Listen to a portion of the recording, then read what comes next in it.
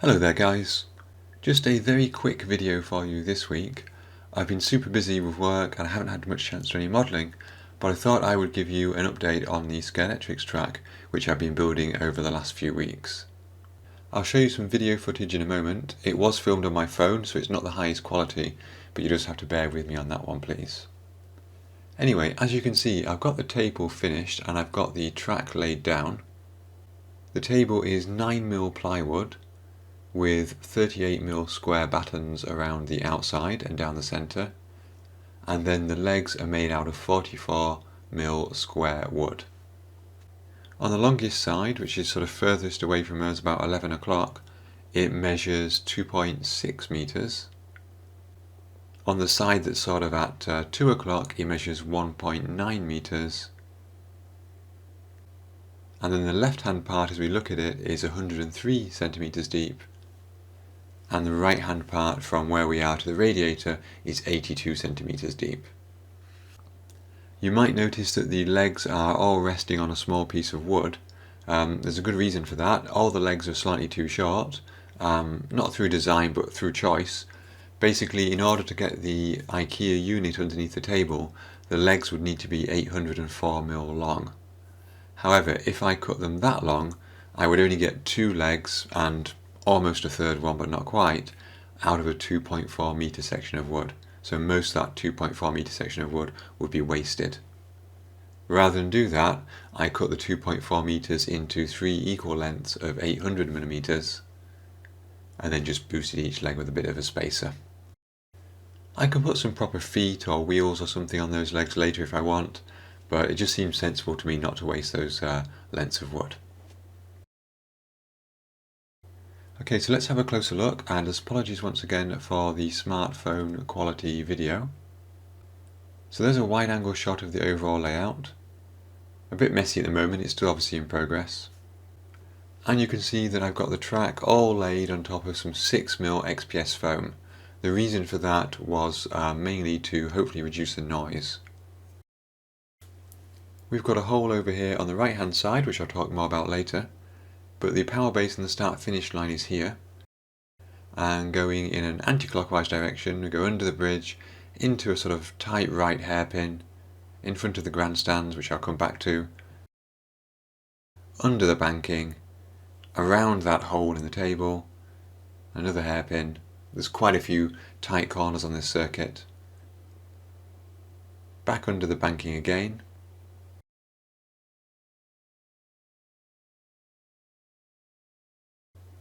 medium speed section here, some standard R2 curves into an uphill tight hairpin round the tower, and then the fastest section of the circuit here, flat out, down the straight, slight curve, round the 22-degree banking, and down the long back straight, into fairly fast last 2 corners there under the Dunlop bridge, and back to the start finish line. So I'm sure you noticed a few old figures and buildings here. This is the first one. This is the Scalextric's Marshall's hut. I got a lot of these from my dad's attic. They were all in a few boxes up there. As I mentioned in the previous video, these are going to get a rework and a paint. At the moment everything's just in a temporary place, just dropped onto the circuit to make sure they're not obscuring lines of sight, or they're not going to get hit if a car goes off the track and things like this. Moving across to the centre, and we've got the grandstand buildings. Got the smaller grandstand here, and if we pop it open you can see I bought these flesh coloured cheap figures from a Chinese distributor on Etsy, I think it was. Don't look too closely at the back row because you'll see all the figures there are identical, and I've got a whole bunch of them over here as well. There's about 6 or 7 different sorts, although they're not evenly distributed amongst those categories. Got about 100 of these figures.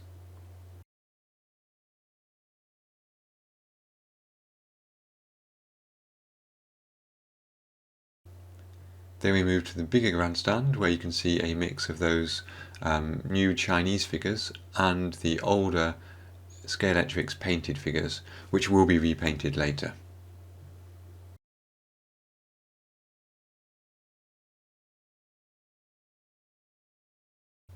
Behind that grandstand we've got the old Scalextric's pit building. That's probably not going to end up there.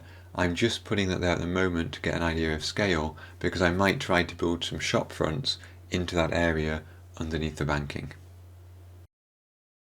I do need to be careful there because I have had several cars come down off that banking, so I need some kind of protective wall on the inside. Now back over here to the right hand side and this big hole. What's this going to be? Well, ideally I'm hoping this is going to be a lake. So the idea is I've got another piece of wood which I can suspend below this hole, which will form the bottom of the lake, and then build up the walls of that up to this table level to make the cliff sides, the edges of the lake, the terrain going down. And rather than fill it with resin or anything like that, which will be expensive and heavy and really not easy to work with, I'm simply going to put a sheet of perspex or similar across the top. This other section here on the right hand side where all the cars are currently parked is going to be the pit lane. It's quite a small area, but it's the only area I really have. So that barrier will come down, there'll be a small pit lane in there, and I'm going to scratch build a building probably influenced by some of these classic pit lane buildings from the 1950s. Up here on the banking I've got quite a lot of work to do as well. I am going to build up all of this area behind the banking so it's level and flush with the top of the banking. And then we'll have some barriers or walls set back from the track and some scenery up there as well. At the moment, one of the problems with those barriers is they're so close to the track that you can essentially cheat by just flooring your car around there and it leans up against the barriers and you can gain some extra speed. So those barriers will be moved back away from the track. And I'm thinking possibly sort of like a, almost like a, if it was a city circuit, like a sort of a garden kind of paved area up there. I'm thinking something sort of inspired almost by Monaco, like some, if you think about Casino Square at Monaco, something like that. But I'm not 100% sure yet. I also have the electrics to do, which I'll talk more about in another video, but I want to have some lights around the scene, both in terms of the buildings, the grandstands and so on, the marshal's huts, and also sort of street lamps around as well. I know how I'm going to do that and I've got the materials as well, it's just finding the time to do it. On that note, and to help me do that, I've had a slight change of plan. At the moment everything is on some 6mm XPS foam, and I was going to put another layer of 6mm XPS foam around the outside of the track, or next to the track should I say, to bring the floor level with the track. I'm still going to do that, but I think what I'm going to do is make all of the scenery modular and removable. A couple of reasons for that. If we look at this here, for example, on the left hand side as we look at it of what will be the lake, if I make that one large or maybe two slightly smaller sections and they're removable, I can take them away to my modelling desk, I can use my usual modelling tools, my modelling setup, I can film it better, and I can also take it downstairs to the garage and airbrush any of the pieces I need to airbrush. Whereas of course I'm not going to bring the airbrush and compressor up into my spare bedroom and start spraying acrylic paints everywhere. The other reason that's useful is because if the terrain is modular, that means I can now just run some grooves in this first level of 6mm foam, and I can run the wires there rather than running them all under the table and having to drill holes everywhere they need to be. So that's the current plan. And I'm thinking possibly just some simple stick-on Velcro pads like this should be enough to keep those terrain modules down. I have been doing some electronics though. Annoyingly, the new Scalextric's power bases only allow you to run cars in one direction, and if you want to change direction you have to take this power base piece out and rotate it 180 degrees, which is not practical for this setup. So I snipped off the power cord and I wired in a dual throw dual pole switch, and now I can run the cars in either direction. That was dead easy to do, although it is quite scary taking a pair of scissors to the power cord on your brand new set. And of course all those cables will be tidied up later on. What else have I been doing? Well, if you look around the track, you'll notice I've got these blue borders in various places. These are my 3D printed curbs I designed in CAD and printed on my Creality FDM printer. And those are to allow the cars to drift out a little bit and make racing more fun. You can buy those curbs. You can see the ones I've bought here, the red and the white ones. But they're expensive and they're a bit too big. So the ones there are 50mm. And you can see that I filled the gap in between those two with the blue curb. And on the right hand side of your frame there, the light blue curb is very similar in design, but it's only 35mm deep, so it saves a bit of space. And right over near the lake, you may have noticed I've got some curbs that are only 15mm. So I've varied the width of the curbs there according to the corner speed and the space available. So what's next? My first job will be to get all the curbs and all of the barriers in the right place. Then give it quite a bit of play testing just to make sure there's nothing crazy going on. Once I'm happy with those, then I can start to put some of the cables down for the lighting. At the moment I know where I want the lighting, so I just need to start to run the cables for that. Once I've done that, then I can start to cut the foam for those modular removable terrain pieces.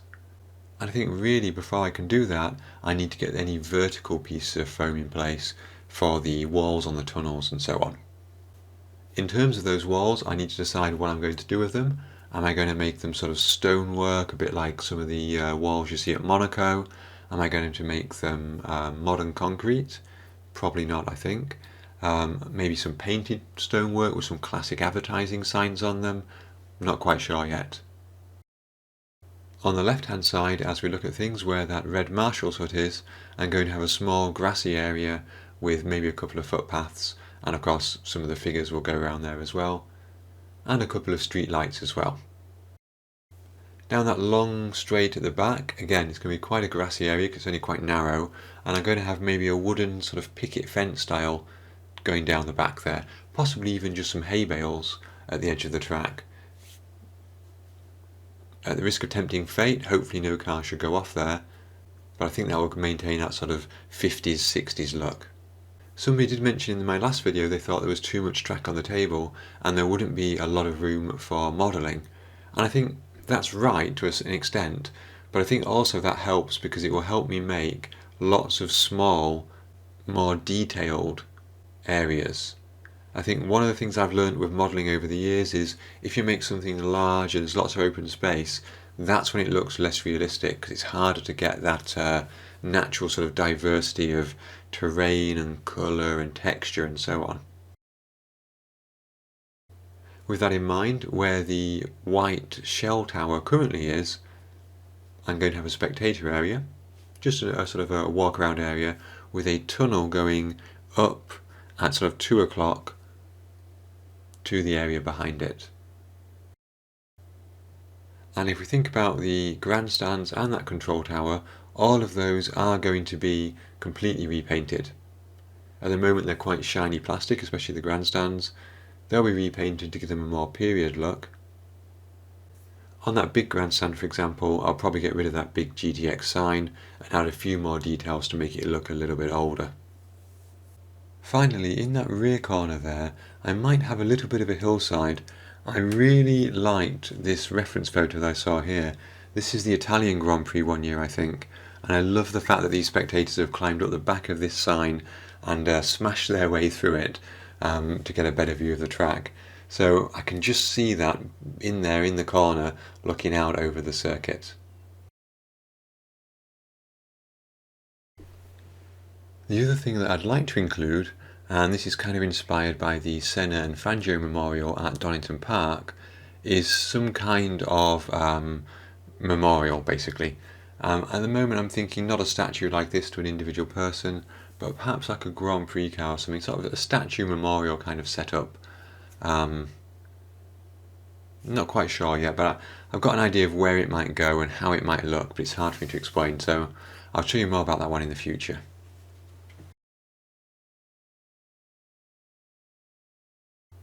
So yes, that was my quick update on the Scalextric table. It will soon be time for me to get my modelling skills cracking. Unfortunately, I'm unlikely to have a regular modelling video for you this weekend. I've just been so busy recently, and I've actually got 3 kits that are, making good progress, but they all need paint now, and I've been getting home too late to really use my airbrush. My compressor's quite loud, it's in the garage, which is directly on the neighbour's wall. I don't want to annoy my neighbours with the noise of loud compressors at unreasonable hours. But as soon as I get a chance, I will be getting some paint on all of those. And those models are the Manchester, the York, and another one which I'm keeping secret for now, but I think you will like. Anyway guys, time for me to go. I hope you enjoyed this video. I really appreciated your feedback on the last video, so please do keep it coming. And as always, a huge thank you to my Patreon members and YouTube supporters. And until next time, thank you very much for watching, and have fun modelling.